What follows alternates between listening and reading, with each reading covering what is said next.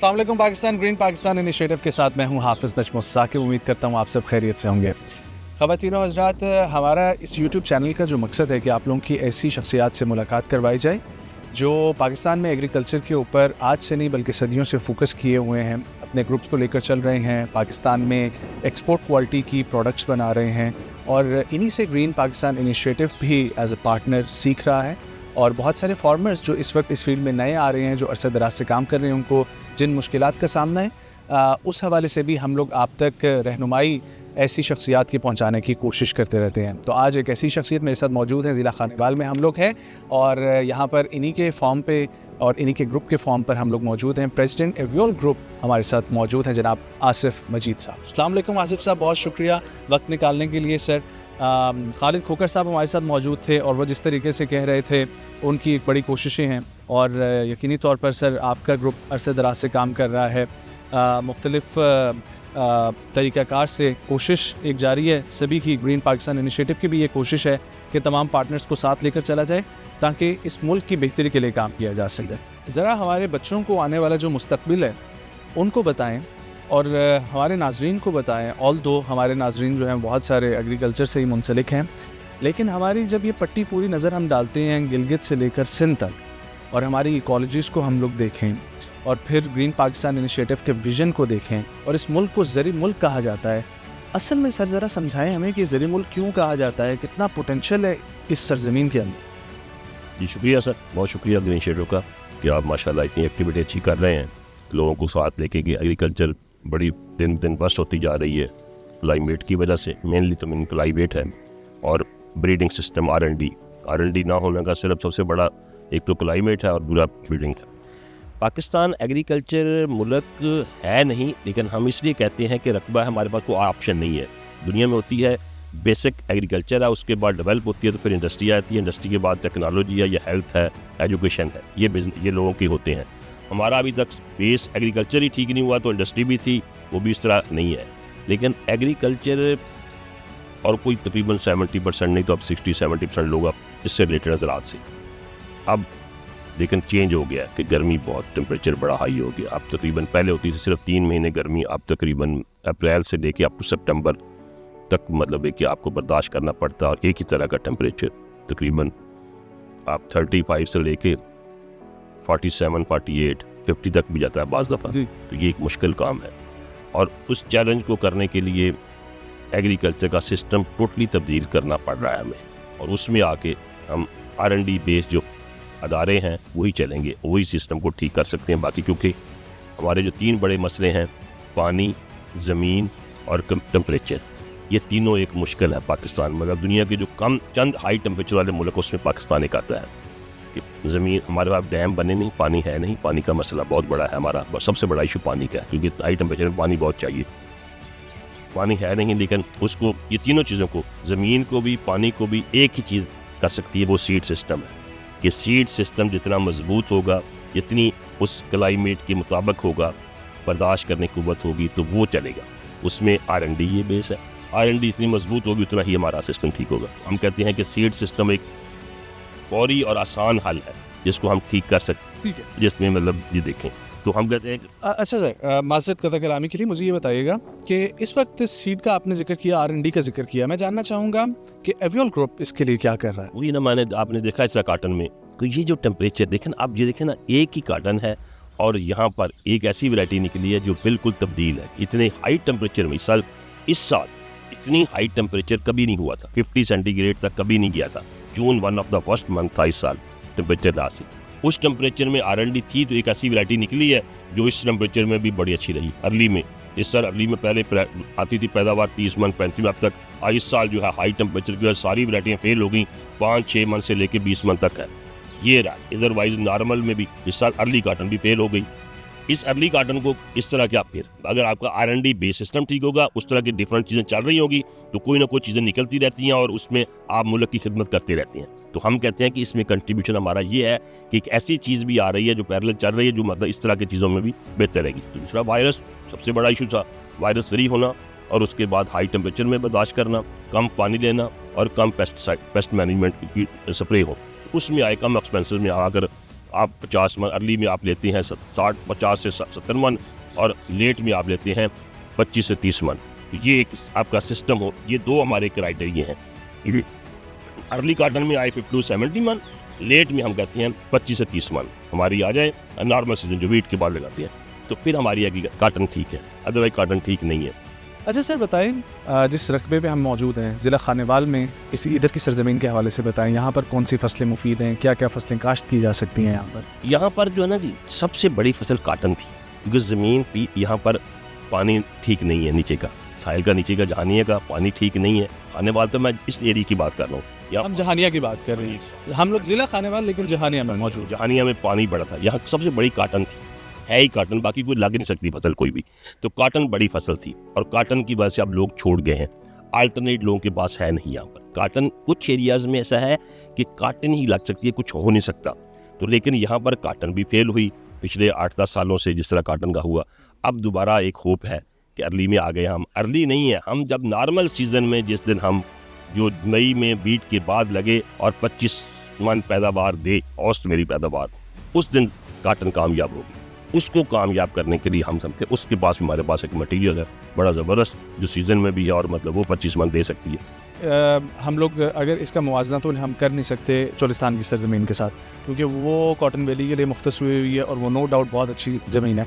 इसको अब हमने अगर बेहतर बनाना है तो उसके लिए आपने R&D का जिक्र किया।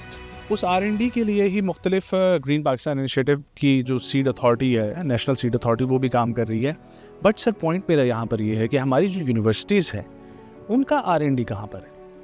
यूनिवर्सिटीज़ का कोई कंट्रीब्यूशन नहीं R&D में अब है। गवर्नमेंट चाह रही है सर, अगर ग्रीन इनिशिएटिव खासकर मैं बात करूँ, ये कर रहे हैं कोशिश कि यूनिवर्सिटीज़ और प्राइवेट सेक्टर का एक बनाया जाए, पूरा बेनिफिट हो कि प्राइवेट्स अपनी कंट्रीब्यूट करें, फिनंशियल सपोर्ट दे, और यूनिवर्सिटीज सर्च करें और उसमें निकाल के हम कुछ की। क्योंकि स्ट्रेंथ बहुत बड़ी है, स्टूडेंट्स इतने होती हैं, PhD कर रहे हैं, MSc कर रहे हैं, उसके बाद प्रोफेसर भी माशाल्लाह सबसे जो होते हैं उनसे बेहतर कोई जानता नहीं है। लेकिन सिस्टम नहीं है, कभी रखा नहीं गया कि R&D से कोई मतलब है नहीं, ना इंसेंटिव बेस्ड है, ना उसका कोई प्रमोशन में कोई होता है रोल। वो होता है सिर्फ पेपर कितने हैं और कितनी चीज़ें हैं, उसमें जब तक ये नहीं होगा।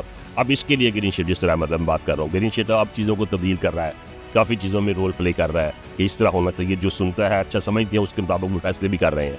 और मैं कहता हूँ कि ग्रीन इनिशिएटिव जिस तरह ये खासकर आज की बात भी करें, इतने चाइनीज़ को लेके आना, पूरे इकट्ठे करना साइंटिस्ट को, और उसको विजिट कराना और देखना कि क्या आगे उसके लिए फाइंडिंग क्या होंगी, उसको लेके आगे R&D जो रिसर्च R&D की बात की है उसको बेहतर कैसे किया जा सकता है। जो आपने यूनिवर्सिटी की बात की और प्राइवेट सेक्टर को कैसे मिल के सपोर्ट करना, लिंकेज कर रहे हैं। जिस तरह ग्रीन एग्री मॉल की बात कर रहे हैं, अब माशाल्लाह ग्रीन इनिशिएटिव बड़े इनिशिएटिव ले रहा है। इनिशिएटिव का है वैसे आपको बहुत सारे इनिशिएटिव्स हैं, लेकिन आपके नज़दीक जो है ना एज ए ग्रोअर जो प्रोडक्ट्स बना रहे हैं, आपको क्या लगता है कि ग्रीन पाकिस्तान इनिशिएटिव की अच्छी प्रोडक्ट अभी तक आपको कौन सी लगी है? कौन सी ग्रीन एग्री मॉल है, स्मार्ट फॉर्म है जो AI बेस्ड काम कर रहा है, मॉडर्नाइज वे में ये लोग लेकर चल रहे हैं, क्या आपको अच्छा? मैं जो समझता हूँ ना, जो मॉडर्न चीज़ें हैं ना, जो मॉडर्न लिंकेज में आ रहे हैं, जैसे यूनिवर्सिटी की बात की आपने, जिस तरह ये चाइनीज़ को लेके आ रहे हैं, जिस तरह एक्सपोजर है कि दुनिया की टेक्नोलॉजी लेके आएँ, और उनका मतलब है कि मैकेनाइजेशन की बात हो रही है कि जो उनको मतलब कोलैबोरेशन की जाए, ये बहुत बड़ा इनिशिएटिव है। बाकी बहुत अच्छी है, लेकिन जो सबसे बड़ा इनिशिएटिव है ना, कि जो है ना कि एक कोलैबोरेटिव एक्टिविटीज़ जो है, एफर्ट टीम वर्क हो, वो टीम वर्क नहीं था। इसमें जो ग्रीन इनिशिएटिव जो कर रहा है वो टीम वर्क को बढ़ाने की कोशिश कर रहा है कि सबको मिला के किया जाए, और मतलब फेडरल भी, प्रोविंशियल भी, और यूनिवर्सिटीज़ भी, और प्राइवेट सेक्टर भी, और उसके बाद इंटरनेशनल जो भी जितने बड़े बड़े रिसर्च साइंटिस्ट हैं या कोलैबोरेटिव हैं, उनको ला के किया जाए, उनके मसाइल को मिल के किया जाए। ये बहुत बड़ा काम, इसलिए तब्दीली लानी है। बाकी काम बड़े हैं, वो बड़े मतलब मौजूद है, वो कोई ठीक है, उसका भी इम्पैक्ट है, लेकिन ये बहुत बड़ा है, ये सिग्निफिकेंट इम्पैक्ट आना है तो इन चीज़ों का आना है, उसमें बहुत बड़ा रोल प्ले कर रहा है मतलब एक इनिशिएटिव। और जिन शाह नज़ीर आपका हम जनरल शाह नज़ीर साहब की बात करते हैं तो माशाल्लाह बड़ा मतलब फोकस और समझने वाला, और बड़ा बाकी भी लोग जब सारे हैं, एक पूरा सिस्टम टीम होती है, हम तो लेकिन माशाल्लाह मैं कहता हूँ कि ये असल में मैं तो इसको समझता हूँ। ठीक है। अच्छा सर, जिस तरीके से हम बारहा सुनते हैं कॉटन वैली के हवाले से, चोलिस्तान में बहुत जो है वो पोटेंशियल मौजूद है, चोलिस्तान में ग्रीन पाकिस्तान इनिशिएटिव की प्रोडक्ट्स मौजूद हैं, बट इसके अलावा पाकिस्तान बहुत बड़ा है। पाकिस्तान के हवाले से हमें बताएं कि बलूचिस्तान में कितना जो है वो मादनियात और इस तरीके से ख़ासतौर पर एग्रीकल्चर के लिए सरजमीन कैसी है, सिंध की कैसी है, गिलगित बल्तिस्तान में क्या हो सकता है हमें, क्योंकि हम लोग सिर्फ इसकी बात नहीं कर रहे, हम फ्रूट्स में भी बहुत माला माल है। मैं कहता हूँ कि हमारा जिस तरह बात किया ना जी, पाकिस्तान में क्लाइमेट हर तरह की हर वक्त मौजूद होती है, हर फसल हर वक्त मौजूद मिल सकती है। कि आप गिलगित से शुरू हो जाएं कि फ्रूट आर्चर्ड का मतलब कि ज़बरदस्त हर चीज़ मिल सकती है, और वो वेजिटेबल जो यहाँ नहीं होती वहाँ हो सकती हैं कि आप पूरे पाकिस्तान को सप्लाई कर सकते हैं। हर वक्त हर सब्ज़ी हर फ्रूट हर चीज़ मिल सकती है अगर हम थोड़ा सा ये जो ग्रीन शीटअप जिस तरह कर रही है ये करेगी, और इंशाल्लाह आप देखेंगे 3-4 सालों बाद हर चीज़, और कोई हमें बाहर से मंगवाने की नहीं, बड़े हमारा एक्सपोर्ट का सिस्टम बेहतर हो सकता है, और एक्सपोर्ट के लिए मतलब एक चीज़ हो। तो इसलिए मैं कहता हूँ कि कोई ऐसी चीज़ नहीं है, क्योंकि सिंध में मौसम नॉर्मल होता है। इस वक्त जिस तरह यह मौसम आज है ना, ये सिंध का मौसम लग रहा है। हम ऐसे बैठे जैसे हैदराबाद में या कहीं मीरपुर खास में बैठा हूँ, वो हवा चलती रहती है और नॉर्मल 35 टेम्परेचर होता है। आइडियल टेम्परेचर पाकिस्तान का मतलब लोअर सिंध का है। लोअर सिंध बलूचिस्तान जन्नत है एग्रीकल्चर की। अगर सिस्टम थोड़ा सा बेहतर कर दिया जाए तो पूरे पाकिस्तान का मतलब एक बहुत बड़ा एक काटन, सारी जो जितनी काटन थी 1.5 लाख बेल की बात करते हैं, 1 करोड़ बेल की बात करते हैं, वो अकेला बलूचिस्तान कर सकता है, लोअर सिंध कर सकता है। ठीक, सिस्टम की बात है, सिस्टम को कोऑर्डिनेट कराएंगे तो इंशाल्लाह ठीक हो जाएगी। इंशाल्लाह। अच्छा सर, किसानों के हवाले से बात करें तो किसानों की फलाह बहबूद के लिए बहुत ज़रूरी है कि एग्रीकल्चर बहुत अच्छे तरीके से चले। एक आम किसान तक इसके समरात कब पहुँचेंगे, कैसे पहुँचेंगे, और अब किसानों को भी अपनी ज़मीन के लिए, अपनी लाइफस्टाइल को बेहतर बनाने के लिए किस तरीके से अडॉप्ट करने की ज़रूरत है कॉर्पोरेट फार्मिंग को या मॉडर्न टेक्नोलॉजी को? फार्मर जो है ना जी, हमारे रकबे डिवाइड होते जा रहे हैं। 2 एकड़ 3 एकड़ 1.5 एकड़ आधा एकड़ पे जा रहा है, उसकी प्रोडक्टिविटी हो नहीं सकती। 12 एकड़ की भी प्रोडक्टिविटी नहीं हो सकती, 25 एकड़ से कम प्रोडक्टिविटी आ नहीं सकती है। तो ये इन बात जो छोटे फार्मर हैं 2 एकड़ 3 एकड़ वाला, ये विलेज बेस पे union council level cooperative system शुरू करना होगा। कोऑपरेटिव सिस्टम के उनका हो कि प्राइवेट सेक्टर, कोऑपरेटिव का मतलब है, मैं कोऑपरेटिव वो बात नहीं करता जिसमें गवर्नमेंट का रोल होता है।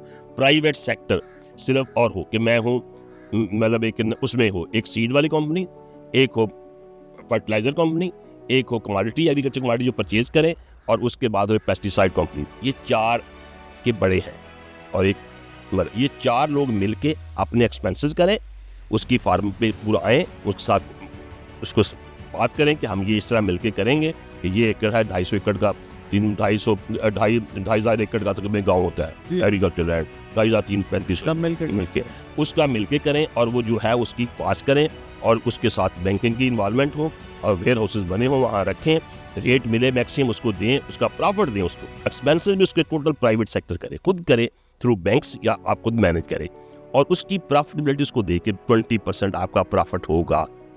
फिर ज़राअत चलनी है यहाँ, जो मतलब जिस तरह एरिया डिवाइड होता जाए। और मैं पंजाब की बात करता हूँ कि पंजाब में बड़ा सूबा है, इसमें तो है ही बहुत छोटी फार्मिंग, इसको है कोऑपरेटिव सिस्टम के अलावा कोई ऑप्शन नहीं है।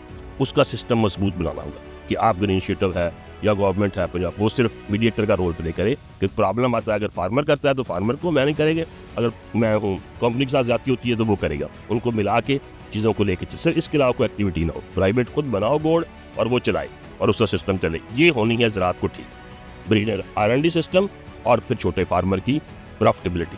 ये 2 चीज़ें जब तक श्योर नहीं करेंगे तो ज़राअत तरक्की नहीं कर सकती। सर बहुत शुक्रिया आपका वक्त देने के लिए। यकीनी तौर पर आपकी बातें जो है हमारे नाज़रीन के लिए फ़ायदेमंद साबित होंगी, और ये जानकर बहुत अच्छा लगता है कि इस मुल्क के अंदर आप जैसी शख्सियात जो यूनिवर्सिटी की हैसियत रखती हैं वो मौजूद है। यकीनी तौर पर आप लोगों ने सीखा होगा, आप लोगों ने जाना होगा। अपनी क्वेरीज जो है वो भी हमें ज़रूर कमेंट्स में बताया करें। इंशाल्लाह फिर एक वीडियो के साथ मुलाकात होगी। अपना बहुत सारा ख्याल रखें। अल्लाह हाफ़िज़।